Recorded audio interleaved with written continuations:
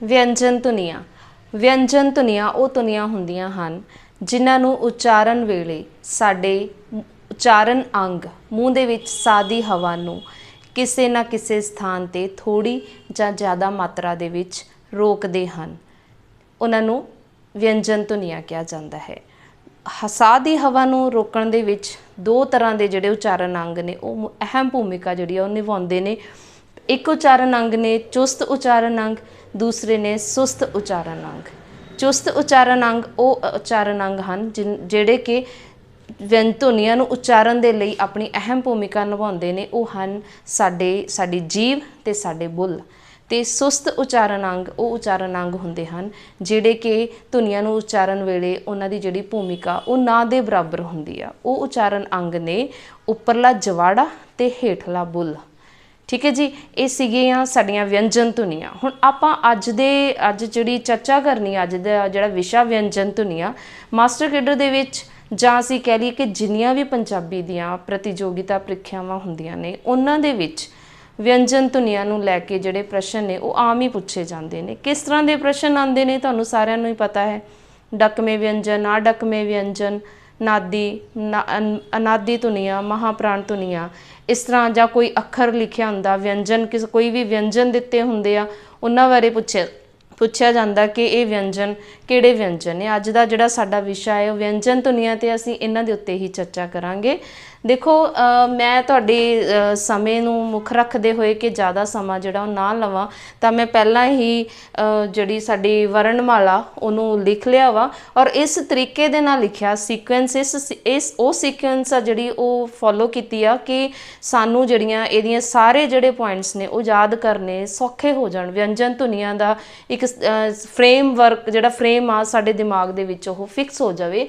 ਅਤੇ ਸਭ ਤੋਂ ਪਹਿਲਾਂ ਦੇਖੋ, ਜੇ ਅਸੀਂ ਸਵਰਾਂ ਦੀ ਗੱਲ ਕਰੀਏ, ਵੈਸੇ ਸਵਰਾਂ ਦੇ ਉੱਤੇ ਅਸੀਂ ਇੱਕ ਅਲੱਗ ਵੀਡੀਓ ਆ ਜਿਹੜੀ ਅਲੱਗ ਲੈਕਚਰ ਆਪਾਂ ਉਹ ਲੈ ਕੇ ਆਊਂਗੀ ਮੈਂ ਤੁਹਾਡੇ ਲਈ ਸਵਰ ਧੁਨੀਆਂ ਦੇ ਉੱਤੇ। ਤਾਂ ਪਰ ਫਿਰ ਵੀ ਥੋੜ੍ਹਾ ਜਿਹਾ ਅੱਜ ਦੇ ਲੈਕਚਰ ਦੇ ਵਿੱਚ ਡਿਸਕਸ ਕਰ ਲਈਏ। ਸਭ ਤੋਂ ਪਹਿਲਾਂ ਵਰਣਮਾਲਾ ਦੇ ਵਿੱਚ ਆਪਾਂ ਦੇਖੀਏ, ਪਹਿਲੀ ਜਿਹੜੀ ਲਾਈਨ ਆ ਊੜਾ, ਐੜਾ, ਈੜੀ, ਸੱਸਾ, ਹਾਹਾ, ਇਹ 5 ਅੱਖਰ ਪਹਿਲੀ ਜਿਹੜੀ ਕਤਾਰ ਦੇ ਵਿੱਚ ਆਉਂਦੇ ਨੇ। ਊੜਾ, ਐੜਾ ਅਤੇ ਈੜੀ, ਸਾਨੂੰ ਸਾਰਿਆਂ ਨੂੰ ਪਤਾ ਹੀ ਹੈ ਕਿ ਇਹ 3 ਜਿਹੜੇ ਅੱਖਰ ਨੇ ਇਹ ਸਵਰਵਾਹਕ ਅੱਖਰ ਜਾਂ ਇਹਨਾਂ ਨੂੰ ਸਵਰ ਕਿਹਾ ਜਾਂਦਾ ਪੰਜਾਬੀ ਦੇ। ਊੜਾ, ਐੜਾ, ਈੜੀ, ਇਹ 3 ਨੇ ਜਿਹੜੇ ਉਹ ਸਵਰ ਨੇ। ਇਸ ਤੋਂ ਅੱਗੇ ਹਾਹਾ, ਸੱਸਾ, ਹਾਹਾ, ਠੀਕ ਹੈ ਜੀ, ਇਹ ਜਿਹੜੇ ਨੇ ਇਹ ਸਵਰ ਜੰਤਰੀ ਜਾਂ ਗਲੋਟਨ, ਇਹ ਵਿਅੰਜਨਾਂ ਦੇ ਵਿੱਚ ਹੀ ਆ ਜਾਂਦੇ ਨੇ। ਪਰ ਅਸੀਂ ਸੱਸੇ ਪੈਰ ਵਿੰਦੀ ਨਵੇਂ, ਤੁਹਾਨੂੰ ਪਤਾ ਹੀ ਹੈ ਸਾਰਿਆਂ ਨੂੰ ਕਿ 6 ਅੱਖਰ ਅਜਿਹੇ ਨੇ ਜਿਹੜੇ ਸਾਡੀ ਵਰਣਮਾਲਾ ਦੇ ਵਿੱਚ 35 ਦੇ ਵਿੱਚ ਐਡ ਹੋਏ ਨੇ। ਹੁਣ ਆਧੁਨਿਕ ਸਮੇਂ ਦੇ ਵਿੱਚ ਪੰਜਾਬੀ ਵਰਣਮਾਲਾ ਦੇ 41 ਅੱਖਰ ਨੇ।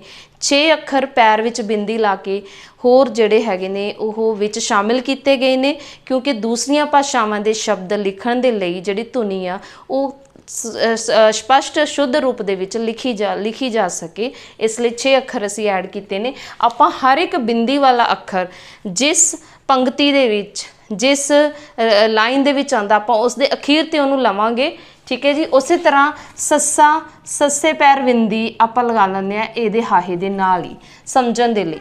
ਇਹ ਹੁਣ 3 ਜਿਹੜੇ ਵਿਅੰਜਨ ਨੇ ਸੱਸਾ, ਹਾਹਾ ਅਤੇ ਸੱਸੇ ਪੈਰ ਬਿੰਦੀ, ਇਹਨਾਂ ਨੂੰ ਅਸੀਂ ਸਵਰ ਜੰਤਰੀ ਜਾਂ ਗਲੋਟਨ ਕਿਹਾ ਜਾਂਦਾ। ਇਹ ਜਿਹੜੇ ਤਿੰਨੇ ਵਿਅੰਜਨ ਨੇ ਇਹ ਸੰਘਰਸ਼ੀ ਅਤੇ ਰਗੜਵੇਂ ਵਿਅੰਜਨ ਨੇ, ਇਹ ਯਾਦ ਰੱਖਣਾ। ਠੀਕ ਹੈ ਜੀ, ਸੰਘਰਸ਼ੀ ਅਤੇ ਰਗੜਵੇਂ ਵਿਅੰਜਨ 3 ਨੇ, ਸੱਸਾ, ਹਾਹਾ ਅਤੇ ਸੱਸੇ ਪੈਰ ਬਿੰਦੀ। ਗਲੋਟਨ ਜਾਂ ਸਵਰ ਜੰਤਰੀ ਵੀ ਕਿਹਾ ਜਾਂਦਾ ਹੈ। ਸਵਰਵਾਹਕ ਅੱਖਰ ਨੇ 3, ਊੜਾ, ਐੜਾ, ਈੜੀ। ਇਹ ਸੀ ਸਾਡੀ ਵਰਣਮਾਲਾ ਦੀ ਪਹਿਲੀ ਕਤਾਰ, ਪਹਿਲੀ ਸਤਰ। ਫਿਰ ਇਸ ਤੋਂ ਬਾਅਦ ਮੈਂ ਤੁਹਾਨੂੰ ਪਹਿਲਾਂ ਵੀ ਕਿਹਾ ਕਿ ਮੈਂ ਵਰਣਮਾਲਾ ਨੂੰ ਉਸ ਤਰਤੀਬ ਦੇ ਵਿੱਚ ਲਿਖਿਆ ਤਾਂ ਕਿ ਸਾਨੂੰ ਹਰ ਇੱਕ ਅੱਖਰ, ਹਰ ਇੱਕ ਵਿਅੰਜਨ ਦੇ ਬਾਰੇ ਜਾਣਕਾਰੀ ਮਿਲ ਜਾਵੇ। ਠੀਕ ਹੈ, ਔਰ ਸਾਨੂੰ ਯਾਦ ਕਰਨਾ ਸੌਖਾ ਰਹੇ। ਉਸੇ ਤਰ੍ਹਾਂ ਹੀ ਪਹਿਲੀ ਜਿਹੜੀ ਸਾਡਾ ਹੈਗਾ ਵਰਗ ਅਗਲਾ, ਕੱਕਾ ਵਰਗ ਦੀ ਜਿਹੜੀ ਸਾਡੀ ਲਾਈਨ ਆਉਂਦੀ ਆ ਕੱਕਾ, ਖੱਖਾ, ਉਹਨੂੰ ਅਸੀਂ ਇਸ ਤਰ੍ਹਾਂ ਕਰਕੇ ਲਿਖ ਲਿਆ।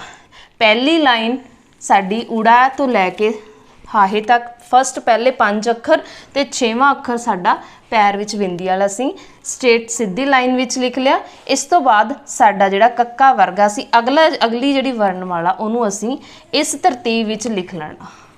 ताकि सानू इन्हां दे बारे याद करना सौखा हो जाए। ठीक है जी। सब तो पहला देखो कोमल तालवी, कक्का वर्ग आ जिहड़ा उहनूं कोमल तालवी कहा जांदा। ठीक है जी। कोमल तालवी मीनस जदों असी इस वर्ग के अखरां का उच्चारण करते हाँ तो जिहड़ी साडी जीभ आ वो बहुत ही सॉफ्ट कोमल, जिवें असीं कह लईए कि हिस्से नाल उपरले जिहड़े तालवे नूं छूंदी है जदों असीं इन्हां व्यंजनां दा उच्चारण करते हैं। देखो कक्का, खक्खा, गग्गा, घग्गा, ङीआ, ये सारे जिहड़े व्यंजन ने कक्के वर्ग वाले उहनूं कोमल तालवी व्यंजन कहा जाता। दूसरा जिहड़ा वर्ग आ साडा चच्चा वर्ग, जिन्हों असीं कहने आ पढ़िया हुण तक चच्चा वर्ग तुहानूं सारिआं नूं पता ही आ, उहनूं कठोर तालवी जां तालवी व्यंजन कहा जाता है। जदों इन्हां व्यंजनां दा उच्चारण हुंदा है तां जिहड़ी साडी जीभ आ ओह तालवे दे कठोर हिस्से नूं छूंदी है। ये याद रखना बहुत ईजी है, याद करना सारा कुछ। कठोर तालवी चच्चा, छच्छा, जज्जा, झज्जा, ङ। ठीक है जी। इसी तरह ही अगला टैंका वर्ग जिहड़ा साडा हुंदा, असीं इस वे दे नाल असीं इस तरीके दे नाल वर्णमाला नूं लिखिआ। अगले जिहड़े व्यंजन ने तीन व्यंजनां नूं छड्ड के बाकी दे व्यंजन असीं इस तरह लिखे आ। पहली जिहड़ी स्वर वाली लाइन आ मैं दुबारा रिपीट इसलिए कर रही हाँ ताकि तुहानूं ये जिहड़ा फ्रेम आ ये याद हो जाए तुहाडे दिमाग दे विच कि जिहड़ी साडी पहले 5 अखर जां पहली जिहड़ा वर्ग आ जिहदे विच स्वर आंदे ने 3 अखर, उहनूं असीं सीधा इस तरह लिख लेना लैफ्ट तो राइट। ठीक है जी। फिर बाकी दे जिहड़े व्यंजन ने उन्होंने आपां उपर तो हेठां लिख लेना। ठीक है जी। अगे अपने ये 2 वर्ग हो गए सी चच्चा वर्ग। अगे अपना तीसरा वर्ग आ टैंका वर्ग दे व्यंजन। टैंका वर्ग दे व्यंजनां नूं की कहा जांदा? उल्ट जीवी व्यंजन। उल्ट जीवी व्यंजन किहड़े व्यंजन हुंदे आ? जिन्हां व्यंजनां नूं उच्चारण वेले जिहड़ी साडी जीभ आ ओह उल्टदी आ। जदों तुसीं उच्चारण करके देख सकते हो जिवें कि टैंका ठट्ठा मुड़दी आ उपर नूं, उपरले तालुए नूं छूंदी आ पर मुड़दी आ, उल्टदी आ। डड्डा ढड्डा नाणा। ठीक है जी। ये उल्ट जीवी व्यंजन ने साडे। इस तो बाद अगला वर्ग आ तत्ता वर्ग वाला। तत्ते वर्ग दे विच असीं देखो उच्चारण करो इन्हां व्यंजनां नूं तत्ता। जदों असीं इन्हां व्यंजनां दा उच्चारण करदे हां तां साडी जिहड़ी जीभ आ दंदां दे अंदरले पासे उपरले हिस्से नूं छूंदी आ। इसलिए इस वर्ग दे व्यंजनां नूं दंती व्यंजन कहा जाता है। इस तरह के प्रश्न आ भी असीं देखदे हां प्रतियोगिता ਪ੍ਰੀਖਿਆਵਾਂ ਦੇ ਵਿੱਚ कि उपरोक्त व्यंजनां दे विचों दंती व्यंजन किहड़े ने, कोमल तालवी व्यंजन किहड़े ने, तालवी व्यंजन किहड़ा वा। इस तरह के प्रश्न आ जाते। एक व्यंजन भी पूछ सकते हैं और एक वर्ग दे विच 4 या 5 अखर पा के भी पूछा जा सकता, तो सानू याद करना सौखा हो जाना इन्हां नूं। फिर इस तो बाद अगला जिहड़ा वर्ग आ पप्पा वर्ग। पप्पा वर्ग इहनूं की कहंदे आ? जदों असीं इन्हां वर्गां दा उच्चारण करदे आ दो होठी व्यंजन। दो होठी व्यंजन मीनस जदों असीं इन्हां वर्गां दा उच्चारण करदे आ, होठ मीनस साडे बुल, जदों असीं उच्चारण करदे आ तां जिहड़े साडे बुल ने ओह की आपस विच जुड़दे ने, इसलिए इन्हां व्यंजनां नूं की कहा जांदा? दो होठी व्यंजन। जिवें कि पप्पा फप्फा बब्बा पब्बा मम्मा। ठीक है जी। ये याद हो गया होगा तुहानूं, उम्मीद करदी हां पता ही होगा। हुण होर किहड़े किस तरह के प्रश्न पूछे जाते हैं पेपर दे विच? अल्प प्राण धुनियां महाप्राण धुनियां पूछा जाता कि किहड़ियां उपरोक्त विचों किहड़ियां जां अल्प प्राण धुनियां चुनो, नादी धुनियां किहड़ियां ने, नादी उन्हां नूं याद करन दा तरीका की आ? उन्हां नूं याद करन दे लई ही वर्णमाला नूं इस सीक्वेंस दे विच लिखिआ तां कि तुहानूं सारिआं नूं चंगी तरह याद हो जावे। सब तो पहलां देखो असीं अल्प प्राण धुनियां दी गल करिए, इहनूं याद किवें करना? हुण आपां वर्णमाला नूं उपर वाली आपां जिहड़ी हैगी आ सतरा उहनूं छड्ड देना। आपां सिर्फ कक्के वर्ग तो लैके आपां व्यंजन तो लैके आपां गल कर रहे हैं कि इन्हां विचों हुण अल्प प्राण धुनियां जिहड़ी कि इस तरह दे नाल आ वाली उपर वाली लाइन आ कक्का चच्चा टैंका तत्ता पप्पा। ठीक है जी। ये किहड़ियां धुनियां ने, किहड़ियां व्यंजन धुनियां ने? अल्प प्राण धुनियां। अल्प प्राण महाधुनियां किहड़ियां हुंदियां? अल्प मीनस थोड़ा, कि जिन्हां धुनियां नूं उच्चारण वेले जिहड़ी हवा की जिहड़ी मात्रा ओह थोड़ी निकलदी है जां साह की मात्रा उहदा घट जिहड़ी वरतों आ हुंदी आ ओह हुंदियां अल्प। महाप्राण जिन्हां नूं उच्चारण वेले हवा की वरतों आ जिहड़ी ओह ज़्यादा मात्रा विच हुंदी आ ओह हुंदियां महाप्राण धुनियां। खक्खा छच्छा ठट्ठा थत्था फफ्फा ये सारियां धुनियां किहड़ियां ने? महाप्राण ਧੁਨੀਆਂ। ठीक है जी। हुण याद किवें रखना आपां इन्हां नूं? फ्रेम साडे दिमाग दे विच याद हो गया, स्ट्रक्चर वर्णमाला दा। ठीक है जी, वर्णां दा, व्यंजना दा, सारे व्यंजन साडे दिमाग 'च असीं इहनूं फिक्स कर लिया। तां इहनूं याद करना पहला अल्प महा, अल्प महा याद हो जाएगा ना कि पहली लाइन इस वे दे नाल जिहड़ी असीं फ्रेम लिखिया, पहली लाइन भी अल्प आ, दूसरे जिहड़े व्यंजन आउंदे ने, कक्का वर्ग का दूसरा व्यंजन, चच्चा वर्ग का दूसरा व्यंजन, टैका वर्ग का दूसरा व्यंजन, तत्ता वर्ग का दूसरा, वो की ने महाप्राण। तो जिहड़ा तीसरा व्यंजन आ हर एक वर्ग का, ठीक है, कक्के वर्ग का जां असीं गल करिए चच्चे वर्ग का, उही कि तीसरा जिहड़ा व्यंजन आ वो है अल्प प्राण, चौथा महाप्राण। ठीक है जी, अल्प महा, अल्प महा, इनू असीं इस तरह करके याद कर लेना। अगे अगे नासकी व्यंजन, मोस्ट इंपॉर्टेंट प्रश्न, मोस्ट ही ज़्यादा असीं कह लीए कि हर बार पेपर दे विच आंदा, चाहे वो मास्टर केडर दा, UGC नैट दा, कोई भी प्रतियोगी प्रीखिया उहदे विच नासकी व्यंजन दे उत्ते प्रश्न आ जिहड़ा वो देखिया जांदा। नासकी व्यंजन की हुंदे ने? सब तो पहलां तां नासकी व्यंजन वो व्यंजन हुंदे ने जिन्हां नूं उच्चारण वेले जिहड़ा साडी जिहड़ी आवाज़ कह लीए जां साह दी हवा जो भी नक राहीं जिहड़ी धुनी आ वो पैदा हुंदी आ। ठीक है जी, नक राहीं, जिमें कि इसे रो दी आपां लास्ट लाइन लै लीए आपां व्यंजना दी। ठीक है जी, जिमें कक्के वर्ग का कह लीए पहला, दूजा, तीजा, चौथा, पंजवां अखर, पंजवां अखर जिहड़ा हुंदा हर एक वर्ग का पंजवां अखर ञ, ञ, नाणा, ना, मम्मा। उच्चारण करके देखो इन्हां व्यंजनां नूं, इन्हां व्यंजनां नूं उच्चारण वेले जिहड़ी आवाज़ आ वो साडे नक विचों आउंदी आ, इसलिए इन्हां व्यंजनां नूं असीं नासकी व्यंजन कहंदे आ। ठीक है जी, इत्थे तक समझ आ गया होना। अल्प प्राण पहलां तां तालवी, कठोर तालवी, उल्ट जीवी, दंती ते होठी, इन्हां नूं याद रखना। इस तो बाद अल्प महा, अल्प महा। ठीक है जी, फिर लास्ट वाले पंजवां जिहड़ा व्यंजन आ वो हुंदा वा साडा नासकी व्यंजन। एक होर प्रश्न आ जांदा हुंदा डकमे ते अडकमे व्यंजन किहड़े हुंदे ने? आम ही आंदा, हर बार आंदा ये प्रश्न। इत्थे असीं उलझ जांदे आ, मिक्स हो जांदा, ठीक है, याद नहीं रहिंदा।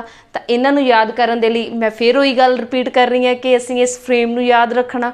ते हुण डकमे ते अडकमे व्यंजन आ जिहड़े उन्हां नूं किवें याद रखना? जिहड़ियां पहलियां जे असीं खब्बे हत्थ विच ही सज्जे हत्थ तो ही पहलियां तीन लाइनां, पहले हर एक वर्ग दे पहले तीन अखर, ठीक है जी, कक्का खक्खा गग्गा, चच्चा छच्छा जज्जा, टैका ठट्ठा डड्डा, तत्ता थत्था दद्दा, पप्पा फफा बब्बा, पहले तीन व्यंजन हर एक वर्ग दे आपां ये पहले तीन व्यंजन इत्थे तक आउंदे ने। ये किहड़े व्यंजन ने? डकवे व्यंजन। याद रहेगा कि पहले हर एक वर्ग दे पहले तीन व्यंजन डकमे व्यंजन हुंदे ने। उस तरह ही फिर रह गए अगले दो व्यंजन। हर एक वर्ग दे विच ऊड़े आड़े दी जदों असीं वर्णमाला दी गल करदे हां तां हर एक वर्ग दे विच 5 अखर आउंदे ने। अगले जिहड़े चौथा ते पंजवां अखर आ, ठीक है जी, ते सारिਆਂ नाल ऊड़े आड़े दी लास्ट वाली लाइन यैया रारा लल्ला वावा डाड़ा, ਉਹਨੂੰ ਅਸੀਂ ਜਿਵੇਂ ਅਸੀਂ ਪਹਿਲੀ ਰੋ ਨੂੰ ਇਸ ਤਰ੍ਹਾਂ ਇਸ ਵੇ 'ਚ ਲਿਖਿਆ ਉਵੇਂ ਅਸੀਂ ਲਾਸਟ ਵਾਲੀ ਜਿਹੜੀ रो आ ਉਹਨੂੰ ਅਸੀਂ ਇਸ ਵੇ ਨਾਲ ਲਿਖਾਂਗੇ, ਉਹ ਆਪਾਂ ਅੱਗੇ ਡਿਸਕਸ ਕਰਦੇ ਹਾਂ। ਤਾਂ ਇਹ ਜਿਹੜੇ ਬਾਕੀ ਦੇ ਉੱਪਰਲੀਆਂ ਤਿੰਨ ਵਿਅੰਜਨਾਂ ਨੂੰ ਛੱਡ ਕੇ ਜਿਹੜੇ ਬਾਕੀ ਦੇ ਅੱਖਰ ਬਚੇ ਊੜੇ ਆੜੇ ਦੇ ਸਵਰਾਂ ਨੂੰ ਪਹਿਲੀ ਲਾਈਨ ਨੂੰ ਛੱਡ ਕੇ, ठीक है जी, मतलब तीन स्वरां नूं छड्ड के पहली लाइन नहीं कह सकते, तीन स्वरां नूं सस्सा हाहा ते सस्से परविंदी ये अडकमे व्यंजन ही आ जाएंगे। मतलब आप पहले तीन व्यंजना पहले तीन हर एक वर्ग के पहले तीन व्यंजना तो बाद जिन्ने वर्णमाला के अखर ने जिन्ने व्यंजन ने पंजाबी वर्णमाला दे विच वो सारे की ने अडकमे व्यंजन। उम्मीद करदी हां याद होगा तुहानूं, ईजी हो गया। डकमे व्यंजन किहड़े ने? पहले हर एक वर्ग के पहले तीन अखर ते बाकी दे अडकमे व्यंजन ऊड़ा ऐड़ा ते ईड़ी तीन स्वरां नूं छड्ड के, ठीक है जी। ते ये तो सीगे डकमे ते अडकमे। हुण जिहड़ी लास्ट वाली लाइन वर्णमाला दी सब तो खीरली लाइन आ, 5 अखर जिहड़े सब तो खीरली, मतलब हुण आधुनिक वर्णमाला की गल करिए तां असीं तां लास्ट सैकेंड, ठीक है, जिहड़ी कि आ जाती है यैया रारा लल्ला वावा डाड़ा।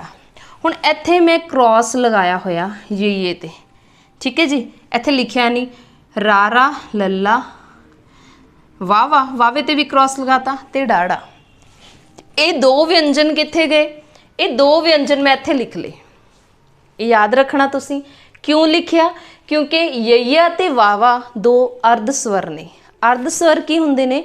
ਕਿ ਉਹ ਵਿਅੰਜਨ ਜਿਹੜੇ ਕਿ ਸਵਰ ਦੇ ਵਿੱਚ ਤਬਦੀਲ ਹੋਣ ਦੀ ਸ਼ਕਤੀ ਰੱਖਦੇ ਨੇ। ਸਵਰ ਦੇ ਵਿੱਚ ਤਬਦੀਲ ਹੋਣ ਦੀ ਸ਼ਕਤੀ ਕੀ?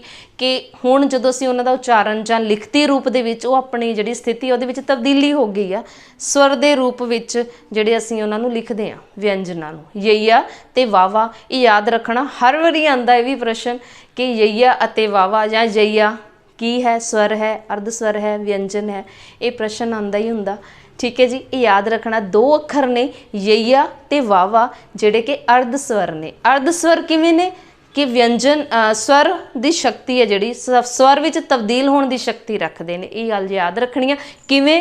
ਦੇਖੋ, ਯਈਆ ਤੇ ਵਾਵਾ ਅਰਧ ਸਵਰ, ਇਹ ਤਿੰਨ ਸਵਰ ਹੋ ਗਏ, ਤੇ ਯਈਆ ਤੇ ਵਾਵਾ ਦੋ ਅਰਧ ਸਵਰ ਹੋ ਗਏ। ਆਹ ਦੇਖੋ ਮੈਂ ਨੀਚੇ ਲਿਖਿਆ, ਜਿਵੇਂ ਕਿ ਅਸੀਂ ਸ਼ਬਦ ਲਿਖਦੇ ਹਾਂ ਯਈਏ ਦੇ ਨਾਲ ਗਿਆਨੀ। ਠੀਕ ਹੈ ਜੀ, ਪਰ ਹੁਣ ਅਸੀਂ ਉਹਨੂੰ ਕਿਵੇਂ ਲਿਖਦੇ ਹਾਂ? ਗਿਆਨੀ। ਠੀਕ ਹੈ ਜੀ, ਯਈਆ ਕਾਹਦੇ 'ਚ ਬਦਲ ਗਿਆ? ਯਈਆ ਕਾਹਦੇ ਵਿੱਚ ਤਬਦੀਲ ਹੋ ਗਿਆ? ਐੜੇ ਕਰਨਾ, ਆ ਕੀ ਆ? ਸਵਰ। ਤੇ ਯਈਆ ਕਿਹਦੇ ਵਿੱਚ ਤਬਦੀਲ ਹੋਣ ਦੀ ਸ਼ਕਤੀ ਰੱਖਦਾ? ਸਵਰ ਦੇ ਵਿੱਚ। ਠੀਕ ਹੈ ਜੀ, ਉਸੇ ਤਰ੍ਹਾਂ ਹੀ ਸਵਾਮੀ ਸ਼ਬਦ ਆ ਵਾਵੇ ਦੇ ਨਾਲ, ਸੱਸਾ ਵਾਵੇ ਕੰਨਾ ਮੰਮੇ ਵਿਹਾਰੀ ਸਵਾਮੀ। ਇਹ ਅਰਧ ਸਵਰ ਕਿਵੇਂ ਹੋਇਆ? ਕਿਉਂਕਿ ਇਹ ਵੀ ਸਵਰ ਵਿੱਚ ਤਬਦੀਲ ਹੋਣ ਦੀ ਸ਼ਕਤੀ ਹੈ ਜਿਹੜੀ ਵਾਵਾ ਰੱਖਦਾ। ਕਿਵੇਂ? ਕਿਹੜੇ ਸਵਰ ਦੇ ਵਿੱਚ? ਸਵਾਮੀ। ਸੱਸੇ ਨੂੰ ਔਂਕੜ ਆ ਜਾਊਗਾ, ਸੋ ਆਮੀ। ਇਸ ਤਰ੍ਹਾਂ ਕਰਕੇ ਆਧੁਨਿਕ ਸਮੇਂ ਵਿੱਚ ਇਸ ਤਰ੍ਹਾਂ ਵੀ ਲਿਖਿਆ ਹੋਇਆ ਆ ਜਾਂਦਾ। ਤਾਂ ਯਈਆ ਅਤੇ ਵਾਵਾ ਕੀ ਨੇ? ਅਜਿਹੇ ਵਿਅੰਜਨ ਨੇ ਜਿਹੜੇ ਸਵਰ ਵਿੱਚ ਤਬਦੀਲ ਹੋਣ ਦੀ ਸ਼ਕਤੀ ਰੱਖਦੇ ਨੇ। ਠੀਕ ਹੈ ਜੀ, ਇਸ ਲਈ ਇੱਥੇ ਮੈਂ ਕ੍ਰੋਸ ਲਗਾਈ ਸੀ। ਇੱਥੇ ਜਿਹੜਾ ਇਹ ਨਹੀਂ ਲਿਖੇ ਆਪਾਂ ਵਿਅੰਜਨ। ਯਈਆ ਅਰਧ ਸਵਰ ਚਲਿਆ ਗਿਆ ਤੇ ਵਾਵਾ ਵੀ ਅਰਧ ਸਵਰ 'ਚ ਚਲਿਆ ਗਿਆ। ਹੁਣ ਜਿਹੜੇ ਬਾਕੀ ਦੇ ਵਿਅੰਜਨ ਰਹਿ ਗਏ ਰਾਰਾ, ਲੱਲਾ ਤੇ ਡਾੜਾ। ਠੀਕ ਹੈ, ਇਹ ਤੇ ਅਗਲੀ ਸਭ ਤੋਂ ਲਾਸਟ ਵਾਲੀ ਲਾਈਨ ਹੁੰਦੀ ਆ ਲੱਲੇ ਪੈਰ ਬਿੰਦੀ ਲ, ਗੱਗੇ ਪੈਰ ਬਿੰਦੀ, ਜੱਜੇ ਪੈਰ ਬਿੰਦੀ, ਪੈਰ ਵਿੱਚ ਬਿੰਦੀ ਵਾਲੇ ਜਿਹੜੇ ਅੱਖਰ ਆਉਂਦੇ ਨੇ, ਲਾਸਟ ਵਾਲੀ ਲਾਈਨ ਆਪਾਂ ਉਹਨੂੰ ਇਹਦੇ ਵਿੱਚ ਇਨਕਲੂਡ ਕਰ ਲਾਂਗੇ। ਠੀਕ ਹੈ ਜੀ, ਹੁਣ ਰਾਰਾ ਤੇ ਜੱਜੇ ਪੈਰ ਬਿੰਦੀ ਜ, ਇਸੇ ਤਰ੍ਹਾਂ ਹੀ ਡਾੜਾ ਤੇ ਫੱਫੇ ਪੈਰ ਬਿੰਦੀ ਫ। ਇਹ ਜਿਹੜੇ ਚਾਰ ਵਿਅੰਜਨ ਨੇ ਇਹਨਾਂ ਨੂੰ ਕੰਬਵੇਂ ਤੇ ਰਗੜਵੇਂ ਵਿਅੰਜਨ ਵੀ ਕਿਹਾ ਜਾਂਦਾ ਹੈ। ਕੰਬਵੇਂ ਤੇ ਰਗੜਵੇਂ ਵਿਅੰਜਨ। ਉਹ ਕਿਉਂ? ਕੰਬਵਾਂ ਤੇ ਰਗੜਵਾਂ ਵਿਅੰਜਨ ਕੀ ਹੁੰਦਾ? ਕਿ ਜਿਨ੍ਹਾਂ ਵਿਅੰਜਨਾਂ ਨੂੰ ਉਚਾਰਨ ਵੇਲੇ ਜਿਹੜੀ ਹਵਾ ਵਾ ਜਿਹੜੀ ਸਾਡੇ ਗਲੇ ਦੇ ਵਿੱਚ ਜਦੋਂ ਅਸੀਂ ਇਹਨਾਂ ਦਾ ਉਚਾਰਨ ਕਰਦੇ ਹਾਂ ਤਾਂ ਇੱਕ ਜਿਹੜੇ ਸੁਰ ਤੰਤ ਨੇ, ਜਿਹੜੇ ਤੰਦਾਂ ਹੁੰਦੀਆਂ ਨੇ ਸੁਰ ਦੀਆਂ, ਉਹ ਇੱਕ ਦੂਜੇ ਦੇ ਬਹੁਤ ਨੇੜੇ ਆ ਜਾਂਦੀਆਂ ਨੇ, ਤਾਂ ਜਿਹੜੀ ਕੰਬਣੀ ਆ ਉਹ ਪੈਦਾ ਹੁੰਦੀ ਆ। ਕੰਬਵੇਂ ਜਾਂ ਰਗੜਵੇਂ ਵਿਅੰਜਨ, ਹਵਾ ਜਿਹੜੀ ਰਗੜ ਕੇ ਬਾਹਰ ਆਉਂਦੀ ਆ, ਜਿਵੇਂ ਰਾ, ਜੱਜਾ, ਜੱਜੇ ਪੈਰ ਬਿੰਦੀ ਜ, ਲੱਲਾ ਡਾੜਾ, ਫੱਫੇ ਪੈਰ ਬਿੰਦੀ ਫ। ਇਹ ਜਿਹੜੇ ਚਾਰ ਵਿਅੰਜਨ ਨੇ ਉਹ ਕੰਬਵੇਂ ਤੇ ਰਗੜਵੇਂ ਵਿਅੰਜਨ ਨੇ। ਇੱਕ ਗੱਲ ਯਾਦ ਰੱਖਣੀ ਆ, ਪੰਜਾਬੀ ਵਰਣਮਾਲਾ ਦੇ ਵਿੱਚ ਸਿਰਫ ਇੱਕ ਅੱਖਰ ਆ ਜਿਹੜਾ ਹੋਠੀ ਵੀ ਆ ਦੰਤੀ ਵੀ ਆ। ਉਹ ਕਿਹੜਾ ਅੱਖਰ ਆ? ਫੱਫੇ ਪੈਰ ਬਿੰਦੀ ਫਾਵਲ। ਠੀਕ ਹੈ ਜੀ, ਫੋ। ਇਹ ਜਿਹੜਾ ਹੈਗਾ ਇਹ ਹੋਠੀ ਵੀ ਆ ਤੇ ਦੰਤੀ ਵੀ ਆ। ਇੱਦਾਂ ਦੇ ਪ੍ਰਸ਼ਨ ਵੀ ਕਈ ਵਾਰੀ ਆ ਜਾਂਦੇ ਹੁੰਦੇ ਆ ਕਿ ਵਿਅੰਜਨ ਦਾ ਚੋਣ ਕਰੋ ਜਾਂ ਕਿਹੜਾ ਵਿਅੰਜਨ ਜਿਹੜਾ ਹੋਠੀ ਵੀ ਆ ਤੇ ਦੰਤੀ ਵੀ ਆ, ਉਹ ਹੈਗਾ ਫੱਫੇ ਪੈਰ ਬਿੰਦੀ ਫ। ਠੀਕ ਹੈ ਜੀ, ਤੇ ਜਿਹੜੇ ਲੱਲਾ ਤੇ ਲੱਲੇ ਪੈਰ ਬਿੰਦੀ, ਇਹ ਲੱਲੇ ਪੈਰ ਬਿੰਦੀ ਲ ਤਾਲਵੀ ਆਵਾਜ਼ ਪੈਦਾ ਕਰਦਾ। ਉਲਟ ਜੀਵੀ ਵਿਅੰਜਨ ਦੇ ਨੀਚੇ ਆਉਂਦਾ, ਲੱਲਾ ਉਲਟ ਜੀਵੀ 'ਚ ਆ ਜਾਂਦਾ, ਪਰ ਜਦੋਂ ਅਸੀਂ ਲੱਲੇ ਦੇ ਪੈਰ ਵਿੱਚ ਬਿੰਦੀ ਲਾ ਦਿੰਦੇ ਹਾਂ ਤਾਂ ਉਹਦੇ ਨਾਲ ਕੀ ਹੁੰਦਾ? ਲੱਲੇ ਦੀ ਤਾਲਵੀ ਆਵਾਜ਼ ਆ ਜਿਹੜੀ ਉਹ ਪੈਦਾ ਹੁੰਦੀ ਆ। ਠੀਕ ਹੈ ਜੀ, ਪਰ ਲੱਲਾ ਤੇ ਲੱਲੇ ਪੈਰ ਬਿੰਦੀ ਲ ਨੂੰ ਪਾਰਸ਼ਵਿਕ ਜਾਂ ਪਾਸੇਦਾਰ ਵਿਅੰਜਨ ਵੀ ਬੋਲਦੇ ਨੇ, ਕਿਉਂਕਿ ਜਦੋਂ ਅਸੀਂ ਇਹਨਾਂ ਵਿਅੰਜਨਾਂ ਦਾ ਉਚਾਰਨ ਕਰਦੇ ਹਾਂ ਤਾਂ ਜਿਹੜੀ ਜੀਭ ਆ ਉਹ ਮੁੜਦੀ ਆ, ਹਵਾ ਵਾ ਜਿਹੜੀ ਸਾਈਡਾਂ ਤੋਂ ਨਿਕਲਦੀ ਆ। ਲੱਲਾ। ਠੀਕ ਹੈ ਜੀ, ਉਚਾਰ ਕਰਕੇ ਦੇਖਿਓ, ਉਚਾਰਨ ਕਰਕੇ ਫਿਰ ਯਾਦ ਹੋਣਗੇ। ਠੀਕ ਹੈ, ਲੱਲਾ ਤੇ ਲੱਲੇ ਪੈਰ ਬਿੰਦੀ ਲਾ, ਇਹਨਾਂ ਵਿਅੰਜਨਾਂ ਨੂੰ ਪਾਸੇਦਾਰ ਵਿਅੰਜਨ ਜਾਂ ਪਾਸੇਦਾਰ ਜਾਂ ਪਾਰਸ਼ਵਿਕ ਵਿਅੰਜਨ ਕਿਹਾ ਜਾਂਦਾ। ਠੀਕ ਹੈ ਜੀ, ये तो हुण हो गया। तो कई बारी आ जाता नादी व्यंजन ਜਾਂ नाद रहत व्यंजन किहड़े ने।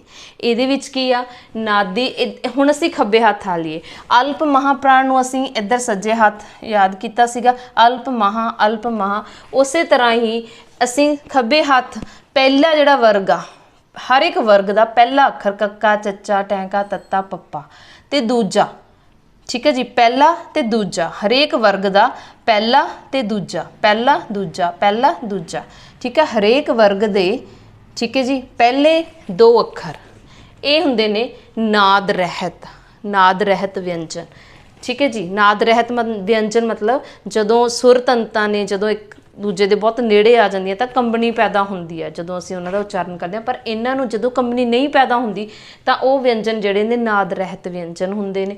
ਤੇ ਅਗਲੇ ਜਿਹੜੇ ਤੀਸਰਾ ਤੇ ਚੌਥਾ व्यंजन ਆ ਹਰ ਇੱਕ ਵਰਗ ਦਾ तीसरा ते चौथा व्यंजन वो किहड़े हुंदे ने नादी व्यंजन। ये याद रखना नाद रहत नादी आ वाली लाइन सानू पता ही है सारे जिहड़े पंजवां अखर हरेक वर्ग का वो हुंदा नासकी व्यंजन ठीक है जी। असी पहले चार व्यंजनों की गल करांगे हरेक वर्ग के असी इनू याद रखना नाद रहत नादी इधर अल्प महा ठीक है जी। ये नासकी जिहड़ा हैगा वर्ग आ साडा। तो उम्मीद करदी हाँ कि ये जिहड़ा फ्रेम आ ये जिहड़ा स्ट्रक्चर मैं ऊड़े आड़े दा वर्णमाला दा बनाया ये तुहानूं इन्हां नूं याद करन दे लई बहुत ही मददगार सिद्ध होवेगा। तो अगली जिहड़ी साडी हैगी आ पंजाबी दी जिहड़ी अगला साडा लैक्चर आ वो आपां स्वर धुनियां दे उत्ते आपां स्वर धुनियां दे बारे डिस्कस करांगे उस लैक्चर दे विच क्योंकि स्वरां दे बारे विच भी बहुत ही डिटेल दे विच जिहड़ियां हैगे ने छोटे छोटे पॉइंट्स ने जिहड़े सानूं याद रखने पैंदे ते उहदे लई आपां अलग वीडियो बनावांगे क्योंकि नहीं तां बहुत लंबी चली जाएगी। तो उम्मीद करदी हाँ कि अज का जिहड़ा लैक्चर है तुहाडे सारिਆਂ ਦੇ ਲਈ बहुत ही हैल्पफुल रहेगा याद रहेगा तुहानूं अज व्यंजन धुनियां जिहड़ियां ने इन्हां दे विच कोई भी जिहड़ा कन्फ्यूजन वो नहीं रहेगी इन्हां नूं याद करना सौखा रहेगा। तो उम्मीद करदी हाँ मैं यही कि बहुत ही हैल्पफुल रहूगा तुहाडे लई। तो धन्नवाद अज दे लैक्चर लई तुहाडा बहुत बहुत धन्नवाद थैंक यू।